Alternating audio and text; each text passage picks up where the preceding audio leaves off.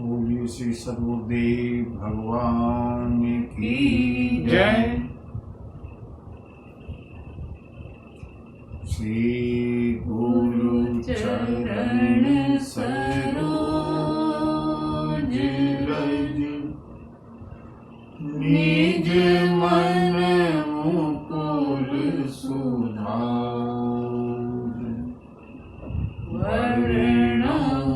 रघुवर विमल यश जो दायक फल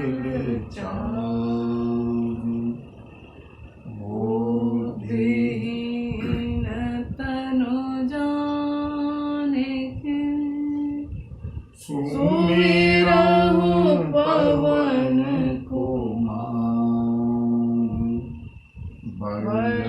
बुद्धि विद्या देहु मोहि हरहु कलेश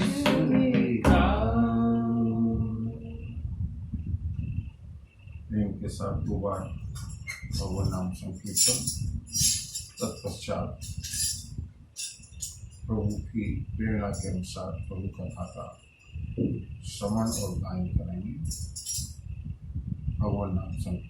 हरे राम राम राम सीता राम राम राम, हरे राम राम राम सीता राम राम राम, हरे राम राम राम सीता राम राम राम, हरे राम राम राम सीता राम राम राम, हरे राम राम राम सीता राम राम राम, हरे राम राम राम सीता राम राम राम, हरे राम राम राम सीता राम राम राम, हरे राम राम राम सीता राम राम राम,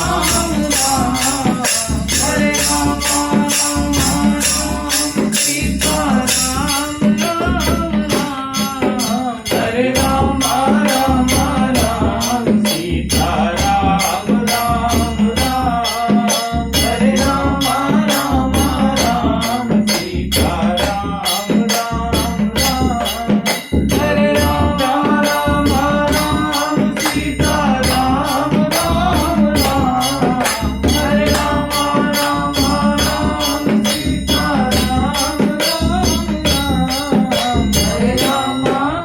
हरे राम हरे राम राम राम सीता राम राम राम, हरे राम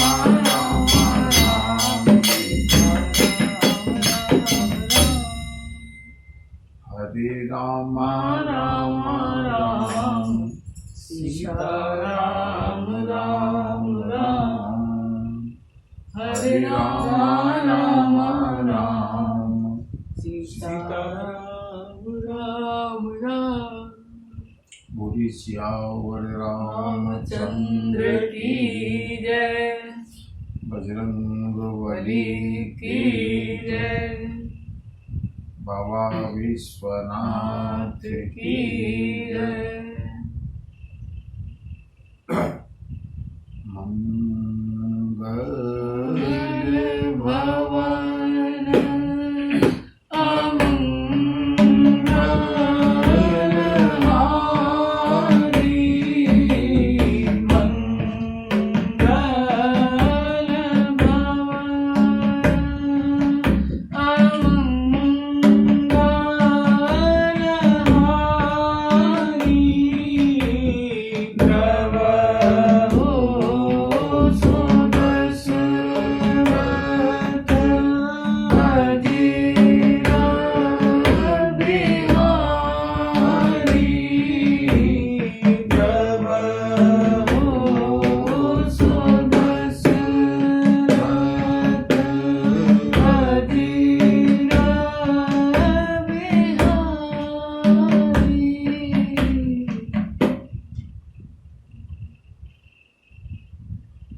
जानकी ने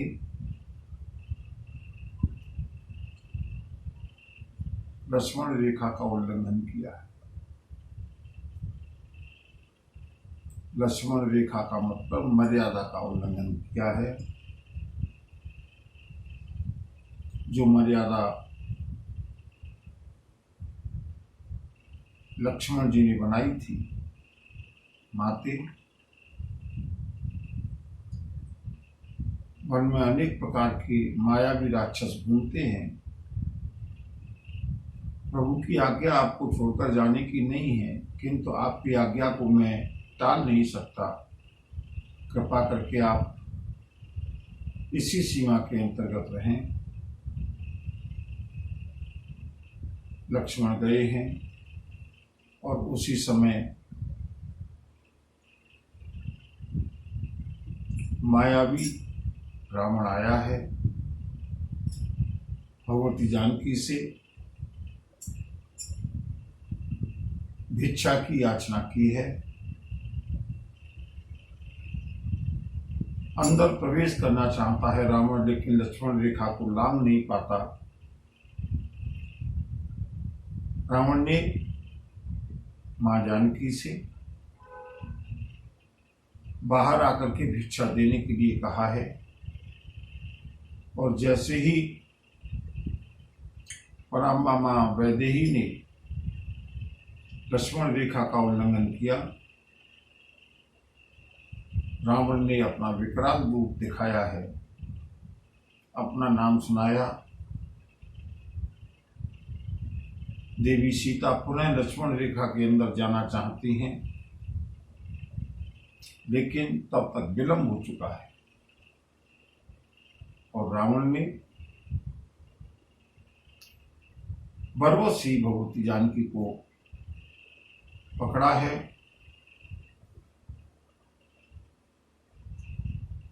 भगवती जानकी ने रावण को ललकारा है, कह सीता धरि धीरज गाढ़ा, आए गयो प्रभु रह खल ठाढ़ा। भगवती सीता ने धैर्य धारण करके रावण को ललकारा, अरे दुष्ट, क्षणभर के लिए रुक, मेरे प्रभु आने वाले हैं। सुनत बचन 10 शीस रिसाना। भगवती सीता के वचनों को सुनकर के रावण को क्रोध तो आया है, लेकिन रावण के चरित्र का एक और पक्ष है। मन मोह चरण बंदे सुख माना। मन को ये भी याद रखना पड़ेगा, ये भी रावण के चरित्र का एक पक्ष है।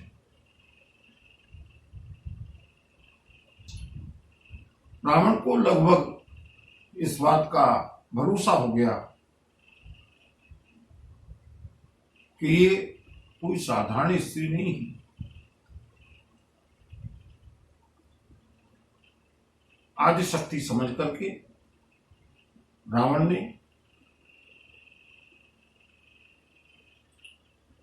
भगवती जानकी को मन ही मन में प्रणाम किया और क्रोध के वशीभूत होकर रावण, इसीलिए भगवान द्वारकाधीश ने कहा कि क्रोध नष्ट होने के बाद विवेक नष्ट हो जाया करता है। रावण में जो कतिपय विवेक था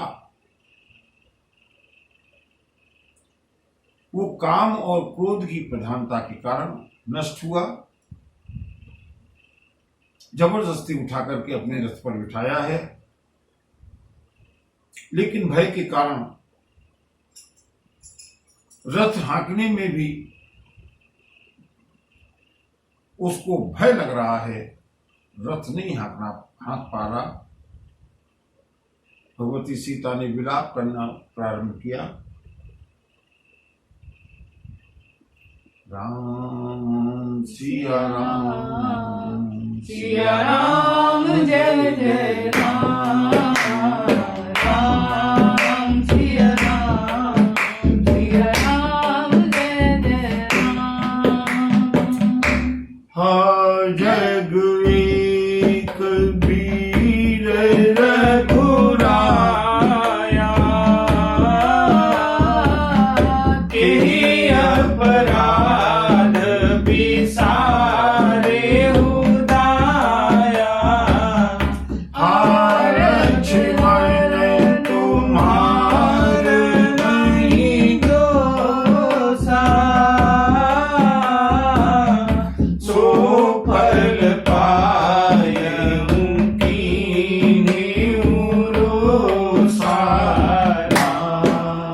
सिया राम सिया राम जय जय राम राम सिया राम सिया राम जय जय राम। देवी सीता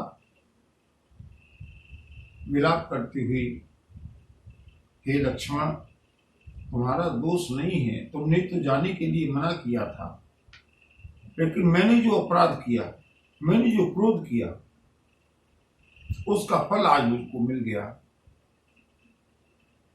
मेरी इस विपत्ति को प्रभु श्री राम को कौन सुनाएगा।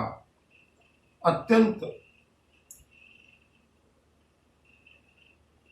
करुणा से भरकर भगवती जानकी ने विलाप किया है। जंगल के, अरण्य के सारे जीव जंतु यह देख करके दुखी हो गए, लेकिन यहां तक रावण का अच्छा आतंक है, सब लोग रावण से परिचित हैं, इसलिए किसी का साहस नहीं हुआ रावण को रोकने का। लेकिन बंधुओं, इसके आगे जो कथा आती है वो भारतीय संस्कृति की एक अद्भुत कथा है। गीधराज जटायु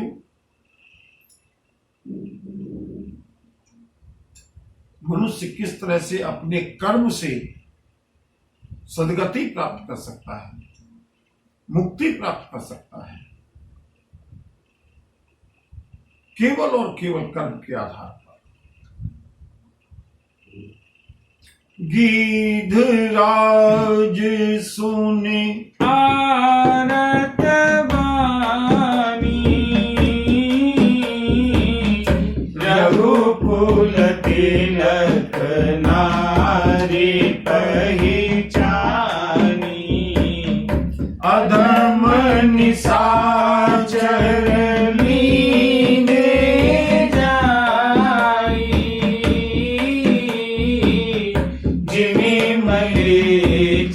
बस कपिला गाई, सीते पुत्री करसी जन त्रासा, करे हम जातु धान करना सा, धावा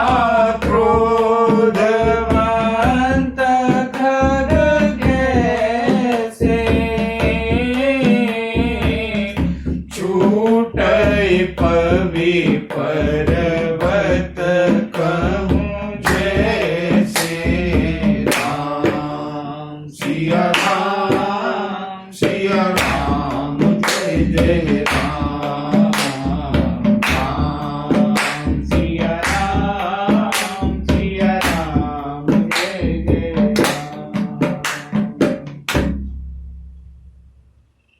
बंधु, ये आर्यावर्त की सभ्यता है, ये आर्यावर्त की संस्कृति है, ये इस भारतवर्ष की संस्कृति है।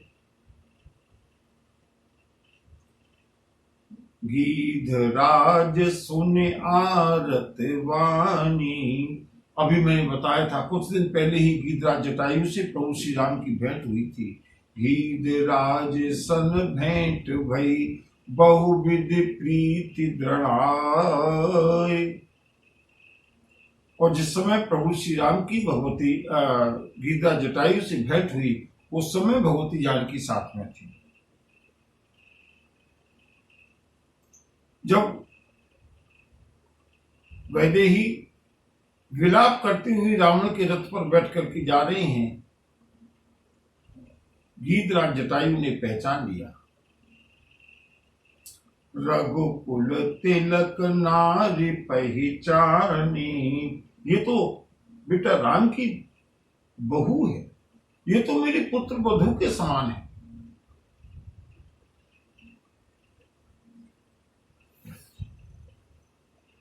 रावण को ललकारा है गीधराज जटायु ने। जे सीते पुत्र करस जन त्रासा, बेटी सीता भय मत करो, मैं निश्चय ही इस राक्षस का वध कर दूंगा। बंधु कल्पना कीजिए, कहां दुर्दांत तुल्य विजयी रावण और कहां बूढ़ा जटायु।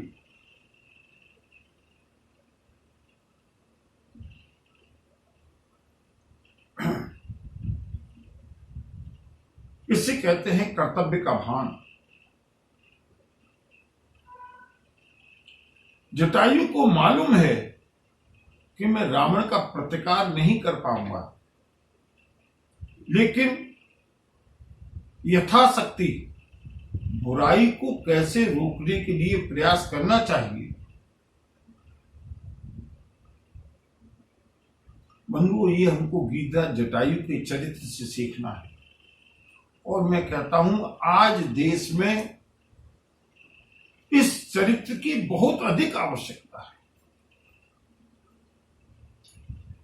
अगर हम राम के चरित्र का अनुकरण, श्री राम के चरित्र का अनुकरण नहीं भी कर सकते, कम से कम पक्षी गीतराज जटायु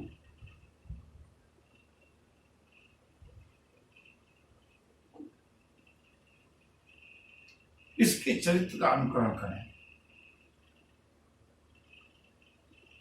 आज हमारे समाज में सबसे बड़ी कमजोरी जो है वो ये है, मैं प्राय इस बात को कहा करता हूं अपनी कथाओं में,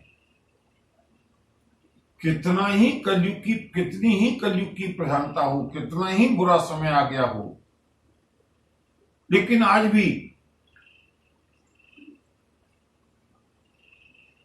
जो प्रतिशतता है अधिकांश सज्जन पुरुषों की है। भले लोग आज भी ज्यादा हैं, लेकिन इस भलाई के ऊपर बुराई की विजय होती है। क्यों? दो कारण हैं। एक तो भलाई संगठित नहीं है, जहां तहां बिखरे हुए सज्जन लोग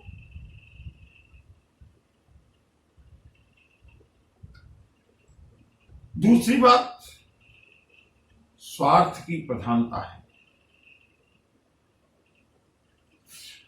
प्रत्येक व्यक्ति ये सोचता है कि ये बुराई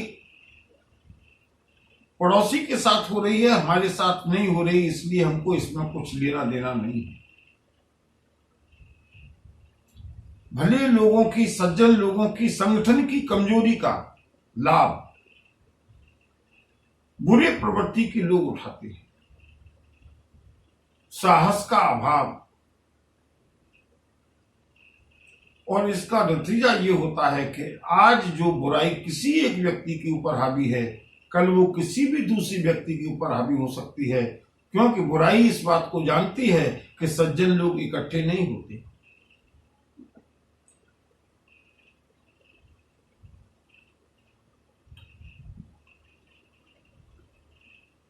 हम बुराई का सामना कर सकते हैं या नहीं, यथाशक्ति जितना भी हम कर सकते हैं, अगर बंधुओं संगठित होकर के हम बुराई का सामना करने का प्रयास करें। आप किसी भी गली का, किसी भी मोहल्ले का सर्वे कर लीजिएगा, किसी भी वार्ड का सर्वे कर लीजिएगा, अभी भी बुराई से अच्छाई ज्यादा है। लेकिन बुरी प्रवृत्ति के लोग बहुत जल्दी संगठित हो जाते हैं, सज्जन लोगों के ऊपर हावी हो जाते हैं। इसलिए बंधुओं, आज हमको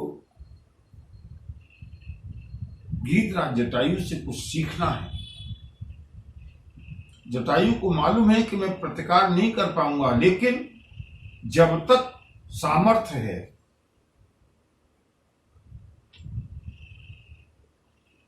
गीतराज जटायु ने जोरदार आक्रमण किया है रावण के ऊपर। रे रे दुष्ट ठाड़ किन होही, निर्भय चले से न जाने ही मोही। आव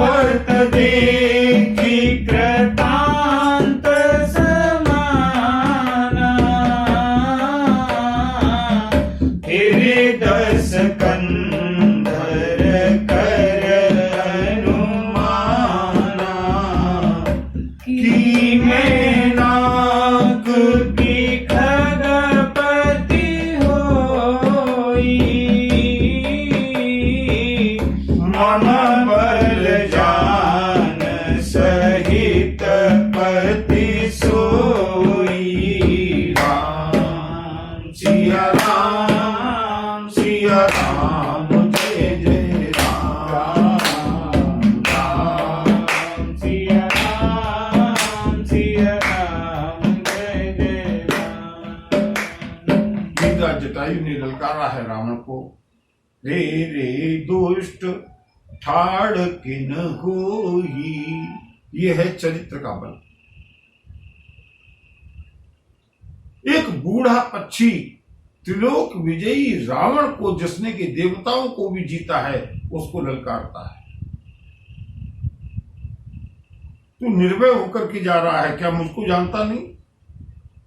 और जैसे ही यमराज की तरह से टूटे हैं गीधराज जटायु, रावण विचार करने लगा, ये कौन हो सकता है कि मैनाक, कहीं ये मैनाक पर्वत तो नहीं है? विशाल काय गीत,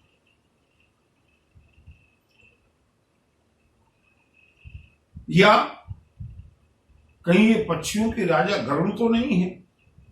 लेकिन रावण विचार करता है, गरुड़ तो मेरे बल को जानते हैं।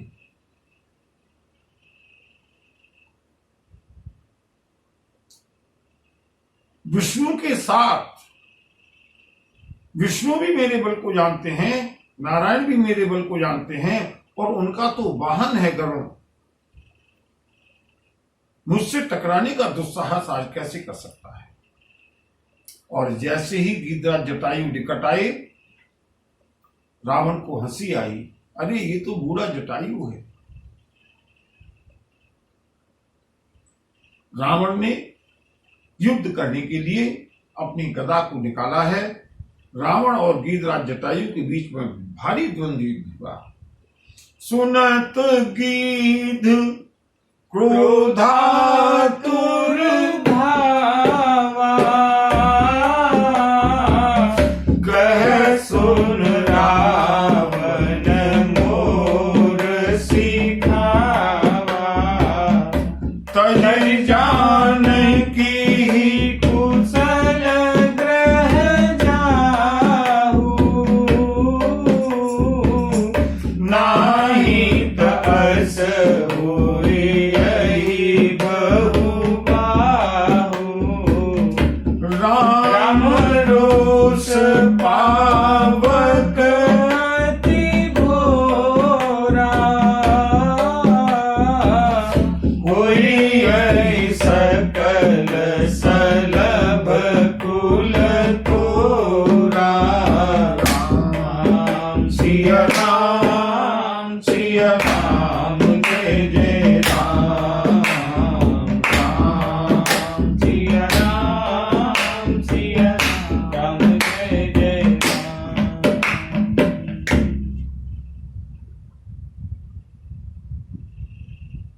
समझाने का प्रयास किया, भय दिखाया है गीधराज जटायु ने।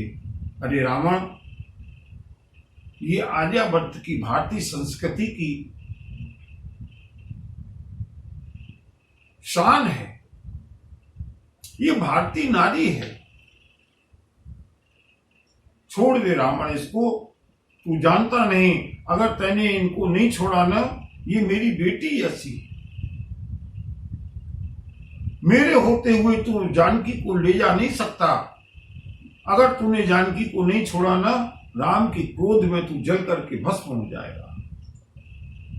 अपनी चोंच से, अपने पंजों से मर्मांतक प्रहार किए हैं गीधराज जटायु ने।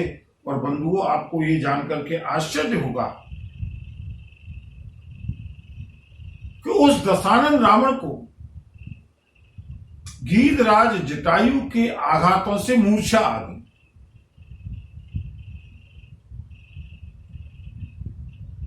भगवती जानकी को रथ से उतार लिया गीधराज जटायु ने। और जैसे ही वापस ले आने की सोची है, उसी समय रावण की मूर्छा टूटी, खिस्या गया रावण। काढ़े से परम कराल कृपाना, अपनी अत्यंत कठोर चंद्रहास को खींचा है।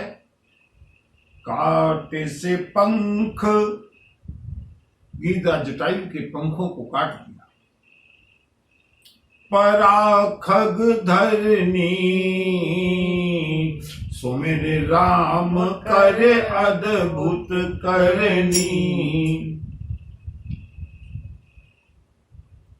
पक्षी का बल पंखों तक होता है। बंधुओं, जैसे ही रावण ने गीधराज जटायु के पंखों को विदीर्ण किया, काटा है, घायल होकर मरणासन्न होकर के गीधराज जटायु पृथ्वी पर गिर पड़े। रावण ने फिर से सीता को अपने विमान पर बिठाया है, लंका की ओर ले चला।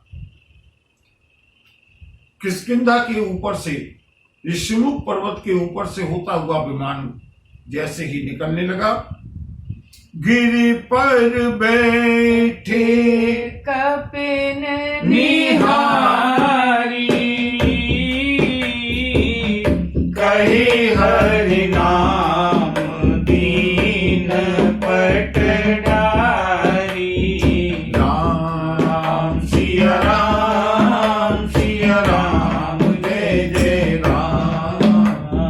राम सिया राम जय जय राम। वानरराज सुग्रीव अपने मंत्रियों के सहित बाली के भय से ऋषिमुख पर्वत पर रहते हैं। वहां पर अपने कुछ गिने चुने योद्धाओं के साथ सुग्रीव ऋषिमुख पर्वत की चोटी पर बैठ करके कुछ मंत्रणा कर रहे हैं। उसी समय भगवती जानकी ने देखा यहाँ कुछ सभ्य लोगों की बैठक है, यहाँ कुछ अच्छे सज्जन लोग बैठे हुए हैं। प्रभु का नाम लेकर के, श्री राम का नाम लेकर के भगवती जानकी ने वहां पर अपने अवशेष चिन्हों को, वस्त्रों को, आभूषणों को गिराया है, जिनको के वानरों ने उठा करके ला करके सुग्रीव को दिया। और इधर रावण ये विदिशी तही सोलह गयऊ, बन अशोक मह राखत भयऊ। रावण सफल रहा भगवती जानकी का अपहरण करने में, प्रभु की प्रेरणा से, प्रभु की इच्छा से। इस बात को बंधु हमेशा ये स्मरण रखेंगे, क्योंकि प्रभु का विधान ही ऐसा है। अगर हम पुराने वृतांत पर ध्यान दें, ये रावण प्रभु के द्वारपाल हैं। जय और विजय, इनका उद्धार होना है। सारी पटकथा पहले से लिखी जा चुकी है। बंधुओं, ये संसार तो केवल एक लीला है, एक नाटक है, प्रभु का बनाया हुआ नाटक, और हमको इस नाटक में अपना रोल प्ले करना है। देवी जानकी को रावण ने लंका में ले जाकर के अशोक वाटिका के नीचे रखा है। बहुत प्रकार से भय और प्रेम दिखाया है रावण ने, लेकिन भगवती जानकी के पातिव्रत के सामने रावण असफल हुआ, हार गया, परास्त हुआ। अंत में अशोक वृक्ष के नीचे जानकी को बिठाया है, राक्षसियों का पहरा लगाया है, और यहां से भगवती जानकी का लंका प्रवास प्रारंभ होता है। जे विधि कपट कुरंग संग, धाई चले श्री राम।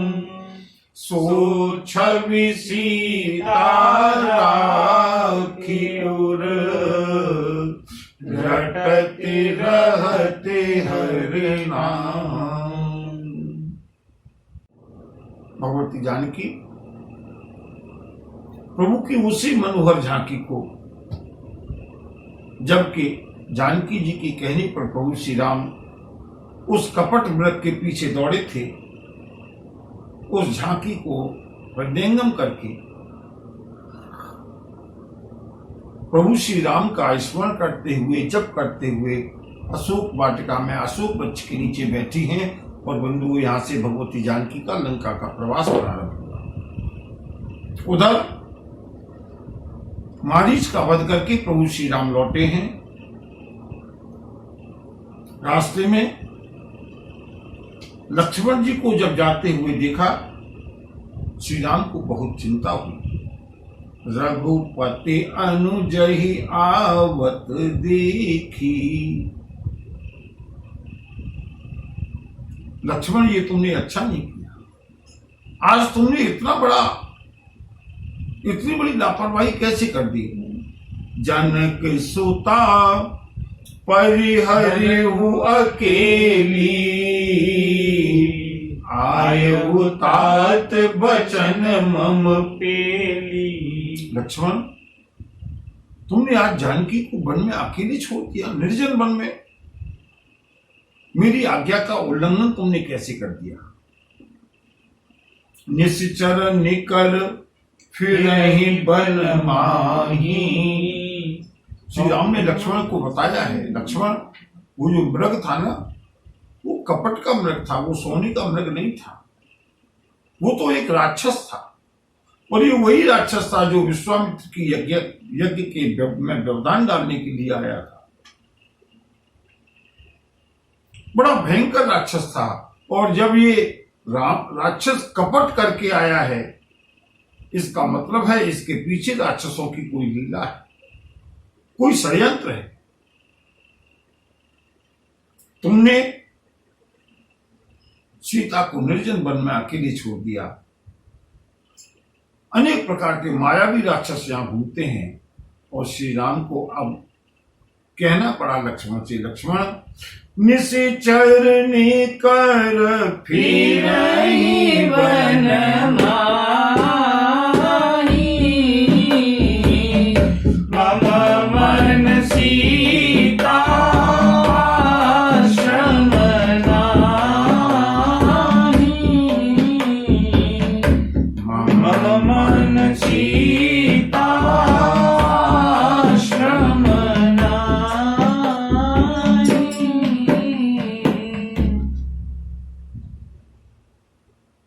राम ने कहा, लक्ष्मण मुझे लगता है अब वैदेही कुटिया पर नहीं मिलेगी। लक्ष्मण जी ने प्रभु से प्रार्थना की है, सारी परिस्थितियां बताई हैं, प्रभु मेरा दोष नहीं है। मां ने मुझको कठोर वचन कह करके बरबस आज्ञा दी है यहां पर आने के लिए, और मैंने मां की सुरक्षा के लिए एक अभिमंत्रित रेखा को खींच करके आया हूं, जिसका उल्लंघन कोई नहीं कर सकता।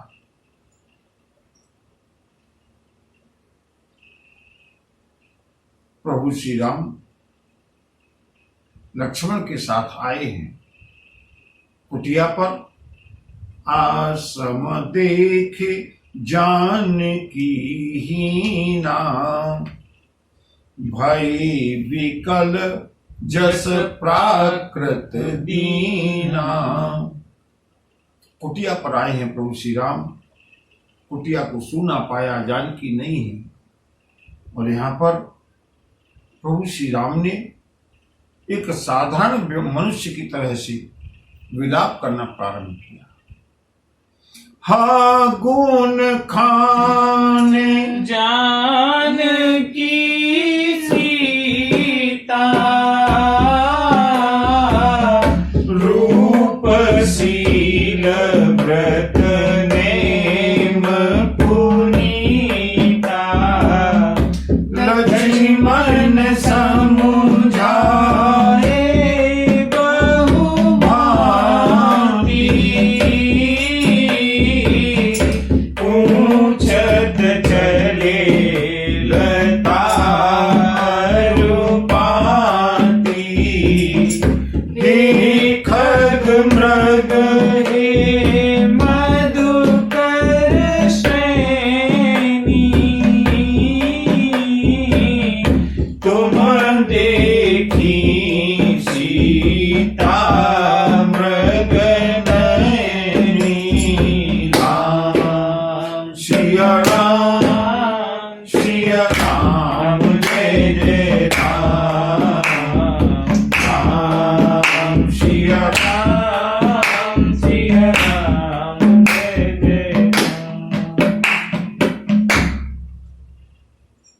भगवती जानकी के विरह में।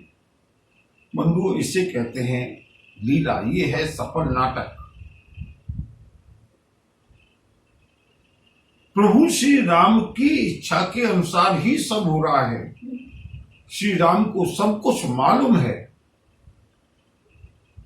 अखिल ब्रह्मांड नायक हैं, जिनकी संकल्प मात्र से सृष्टि का लय और उत्पत्ति होती है। वही प्रभु श्री राम आज साधारण मनुष्य की तरह है। हा गुण खान जान की सीता विलाप करने लगे। हे जानकी और बंधुओं, विलाप की भी चरम सीमा तब हुई साधारण मनुष्यों के अभिनय को भी प्रभु ने पीछे कर दिया।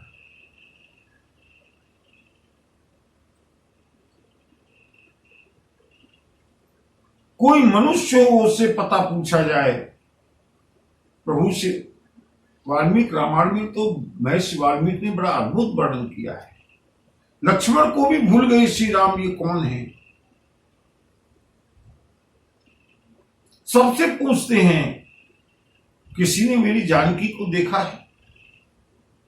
हे खग मृग हे मधुकर श्रेणी, हे पक्षियों, हे पशुओं, हे भवरों की पंक्तियों, तुमने कहीं मेरी सीता को देखा है? हे जानकी, आज तुम्हारे बिना ये राम अकेला है। यही विधि खोजत बिलपत स्वामी, मनहु महावीर अति कामी। प्रभु श्री राम महान कामी व्यक्ति की तरह, महान विरही व्यक्ति की तरह भगवती जानकी को खोजते हुए वन में अन्वेषण करते हुए चले हैं। और बंधुओं, आगे जैसे ही प्रभु श्री राम जानकी की खोज करते हुए बढ़े, आगे परा गीधपति देखा, सुमिरत राम चरण जिन रेखा। बंधुओं, यहां से कथा एक ऐसे अद्भुत भक्त की कथा है। गीधराज जटायु पक्षी है, मनुष्य भी नहीं है। वैसे ये कहा जाता है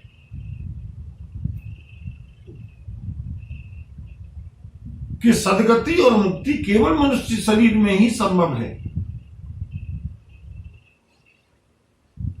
बड़े भाग्य मानुष तन पावा, सुर दुर्लभ सद ग्रंथन गावा, साधन धाम मोक्ष कर द्वारा। ये केवल मनुष्य के शरीर में ही संभव है, लेकिन आज इसका एक अपवाद निकल करके आया है। गीधराज जटायु मनुष्य नहीं, पक्षी। प्रभु श्री राम आगे खोज करते हुए जा रहे हैं। आगे गीधराज जटायु घायल अवस्था में, मरणासन अवस्था में प्रभु श्री राम के चरणों का स्मरण करते हुए पड़े हुए मिले। कर सरोज सिर पर सेऊ, कृपा सिंधु रघुवीर, निरखी राम छवि धाम मुख, विगत भई सब पीर। प्रभु श्री राम ने गीधराज जटायु को अपनी गोद में उठाया है।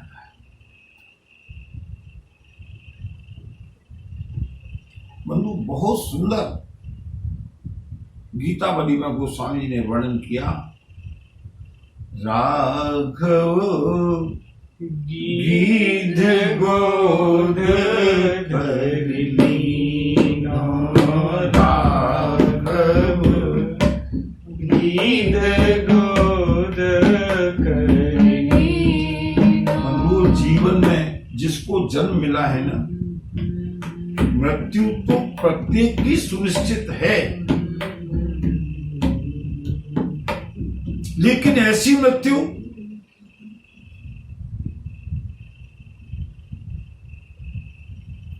अमर कोई नहीं है।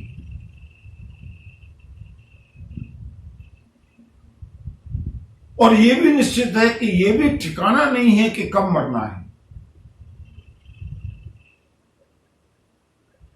बचपन में जाना है या यौवन अवस्था में जाना है या प्रौढ़ अवस्था में जाना है या वृद्धावस्था में जाना है, कोई ठिकाना नहीं। जो मिला है वो हमेशा साथ रह सकता नहीं। जो मिला है वो हमेशा पास रह सकता नहीं। कब भी छुड़ जाए कोई राज कह सकता नहीं। कब भी छुड़ जाए कोई राज कह सकता नहीं। जिंदगानी का खिला मधुबन किसी का है दिया। जिंदगानी का खिला मधुबन किसी का है दिया। मैं नहीं, मेरा नहीं, यह तन किसी का है दिया। जो भी अपने पास है वह धन किसी का है दिया। जिसको जन्म मिला है उसकी मृत्यु सुनिश्चित है, और केवल मृत्यु सुनिश्चित नहीं है, मृत्यु कब हो जाए ये भी ठिकाना नहीं है। प्रकृति हमको रोज दिखाती है, हम रोज देखते हैं। और आजकल के इस कोरोना काल में तो बंधुओं ये कथा बहुत ही प्रभावी होनी चाहिए। प्रायः मैंने लोगों को कहते हुए सुना है कि अब तो इस समय बहुत वैराग्य हो गया है। धन किसके लिए इकट्ठा करें, समय का ठिकाना नहीं, शरीर का ठिकाना नहीं। लेकिन बंधुओं ये सब स्वप्न है, ये सब संसार वैराग्य है। विवेक जागृत नहीं हुआ, ये हम स्वप्न देख रहे हैं। एक बार अगर विवेक जागृत हो जाए ना, जो आया है उसको जाना है, कब जाना है कोई पता नहीं।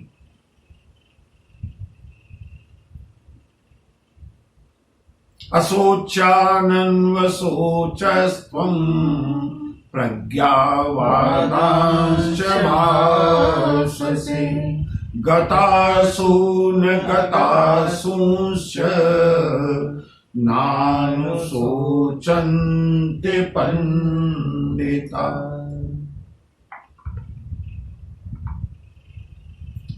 आज हमारे मिलने वाला एक गया, आज दो गए, कल दो गए, कभी कभी एक एक परिवार के दो दो तीन तीन लोग एक साथ गए।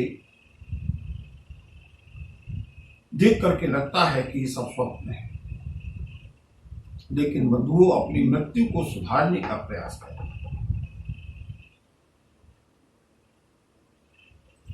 मृत्यु को सुधारा है गीधराज जटायु ने।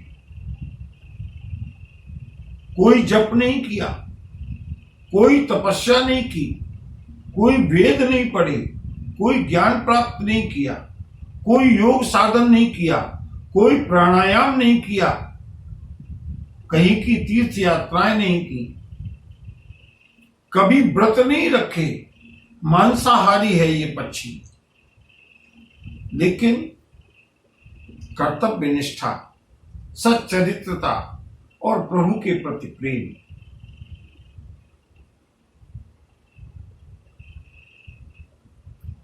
किसको ऐसी मृत्यु? बंधुओं, राम कथा में एकमात्र ये ऐसा उदाहरण है जो प्रभु श्री राम अपने पिता श्री महाराज दशरथ को बिलखता छोड़ करके आए हैं। उनके अंतिम संस्कार का सौभाग्य नहीं मिल सका। वही श्री राम आज गीधराज जटायु को राघव गीध गोद करी। और बंधु जब झांकी देखें, गीधराज जटायु की दृष्टि मरणासन्न है। गीधराज जटायु की दृष्टि श्री राम के नेत्रों से एक टक मिलती हुई गीधराज जटायु के नेत्रों से अविरल अश्रुपात होता हुआ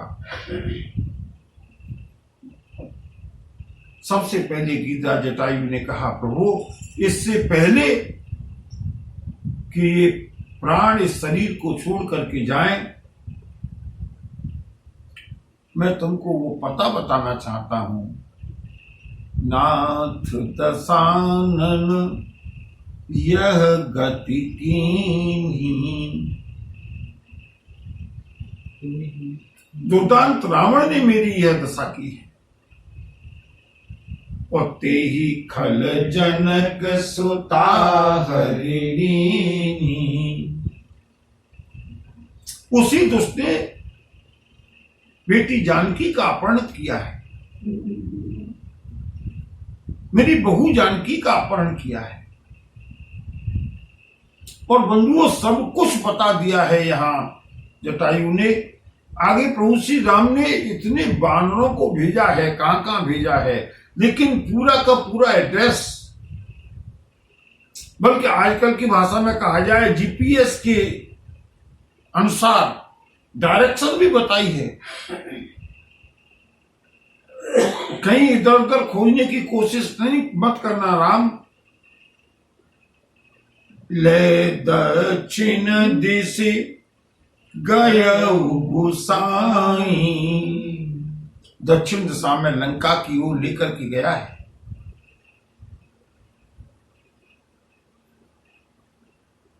मैंने रोकने का बहुत प्रयास किया राघव, लेकिन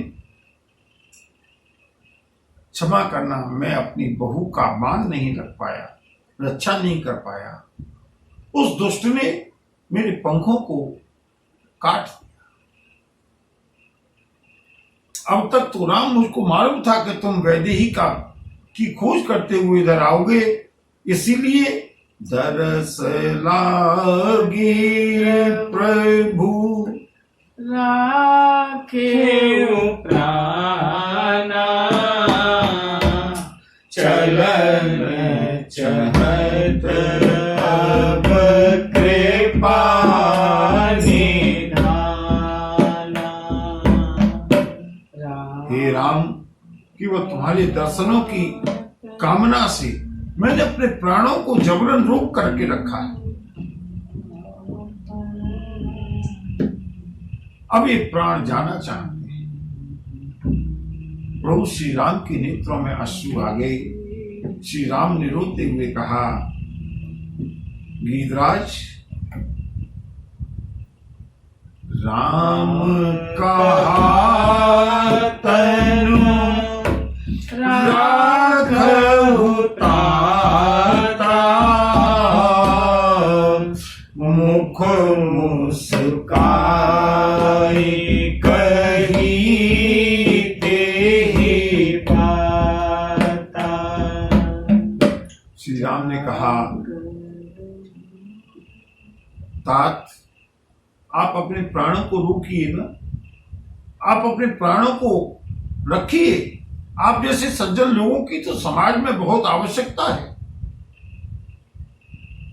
अगर मैं राम हूं तो तुमको जीवन दान दूंगा। मरणासन्न पक्षी के चेहरे पर मुस्कुराहट आ गई। बंधुओं, इसे कहते हैं मृत्यु का स्वागत। मुख मुस्काई कही तेहि बाता। धन्य हो राम। लेकिन सुनो, जाकर नाम मरत मुर्दावा, अधम मुकुट होए श्रुति गावा। वेद ऐसा कहते हैं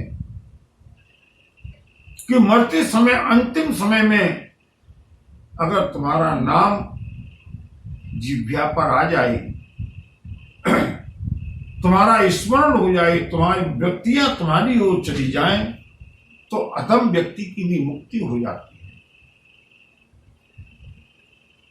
केवल नाम लेने मात्र से, केवल स्मरण करने मात्र से। और आज राम मेरा सौभाग्य है बेटा। सोमलोचन गोचर आगे, राखूं देह नाथ के आगे। आज वही राम मेरे सामने है, और सामने ही नहीं है। मैंने ऐसा कोई कर्म नहीं किया जो आज मैं राम तुम्हारी गोद में अपने प्राणों को छोड़ रहा हूं।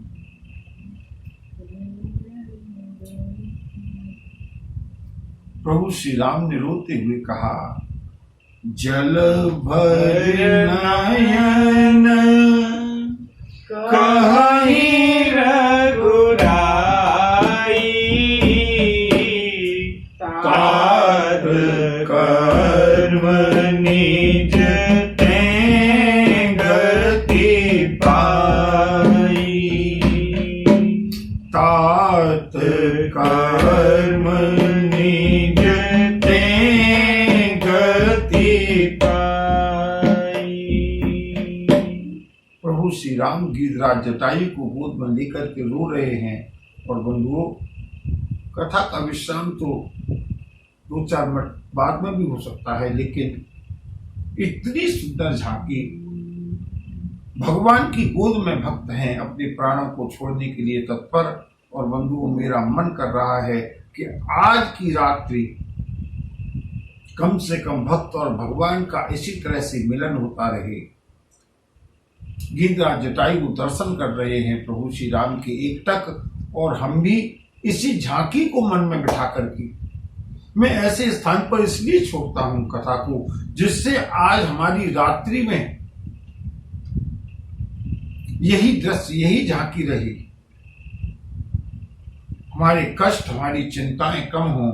और बंधुओं, आज इसी झांकी को ध्यान में रख करके गिरिराज जटायु प्रभु श्री राम की गोद में हैं। अभी शरीर छूटा नहीं है। प्रभु श्री राम विलाप कर रहे हैं, रो रहे हैं, बिलख रहे हैं। बंधुओं, आज इस झांकी को यही विश्राम देते हैं। कल किस तरह से गिरिराज जटायु को प्रभु श्री राम अपनी सद्गति प्रदान करते हैं, उसका वर्णन हम प्रभु इच्छा से कल करेंगे। बोलिए भक्तवत्सल भगवान की जय। नमः पार्वती पतये हर हर महादेव। जय जय